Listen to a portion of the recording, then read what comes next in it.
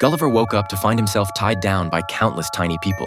They built wooden scaffolding around his limbs and kept reinforcing the ropes. One of the little folk approached Gulliver and ordered him to submit to their army. Startled, Gulliver easily broke free from the restraints with a slight flex of his muscles. The scene instantly descended into chaos as the tiny people flew up and down with the ropes. Just when Gulliver thought he was dreaming, a general charged at him on a magnificent steed. The general hurled a spear, piercing through Gulliver's shoe. Gulliver raised his foot in pain, and other little people seized the opportunity to throw ropes around his belt from behind. On the general's command, they all pulled together and finally dragged Gulliver back to the ground. Overwhelmed by panic and the impact, Gulliver passed out again. When he regained consciousness, he had already been transported back to the capital in a wagon. Residents gathered around to gawk at him. Soon, the main force arrived at the palace. With another order from the general, soldiers cranked a winch to slowly lift Gulliver up, intending to present him to the king. However, the king rejected the offering in disgust. Left with no choice, Gulliver was locked up in a seaside prison. In the prison, Gulliver met a young man named Adam. Adam had become the general's rival due to his affection for the princess